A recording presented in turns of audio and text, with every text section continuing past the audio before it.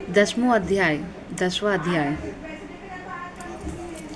आज मैं पढ़ने जा रही हूँ दुर्गा सप्तशती पाठ का 10वां अध्याय। आप लोग ध्यान से सुनिए और माता रानी का आशीर्वाद प्राप्त करिए और अपनी मनोकामनाएं पूर्ण करिए।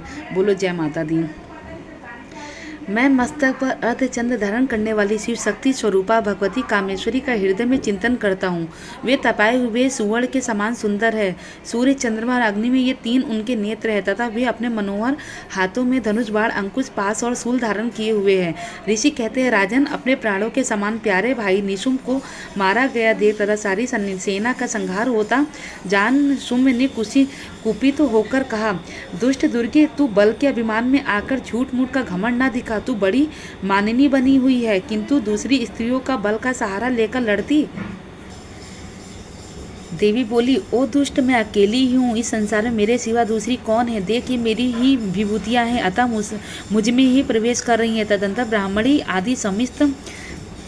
आदि समस्त देवियां अंबिका देवी के शरीर में लीन हो गई। उस समय केवल अंबिका देवी ही रह गई। देवी बोली, मैं अपनी ऐश्वर्य शक्ति से अनेक रूपों में यहाँ उपस्थित हुई हूँ।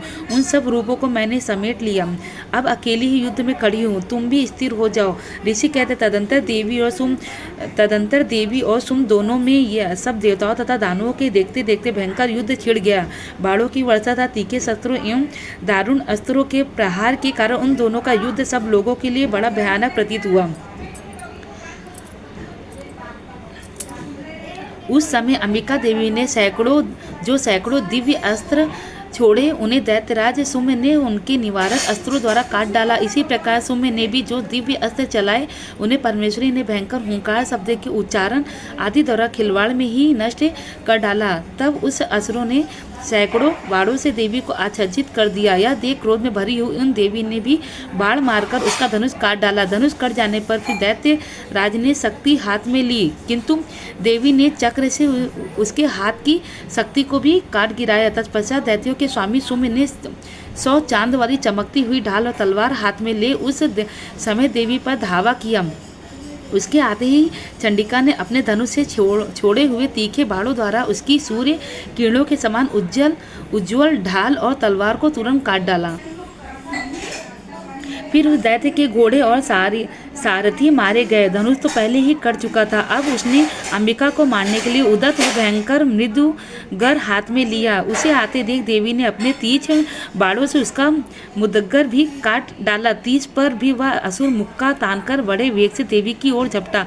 उस दैत्यराज ने देवी की छाती में मुक्का मारा। तब उन देवी ने उसकी छाती में एक चाटा जड़ दिया। देवी का थप्पड़ खाकर दैत्यराज शुम्भ पृथ्वी पर गिर पड़ा, किंतु पुनः सहसा पूर्ववत उठकर खड़ा हो गया। फिर वह उछला और देवी के ऊपर ले जाकर आकाश में खड़ा हो गया। तब चंडिका आकाश में भी बिना किसी आधार के ही शुम्भ के साथ युद्ध करने लगा। उस समय दैत्य और चंडिका का आकाश में एक दूसरे से लड़ने लगे।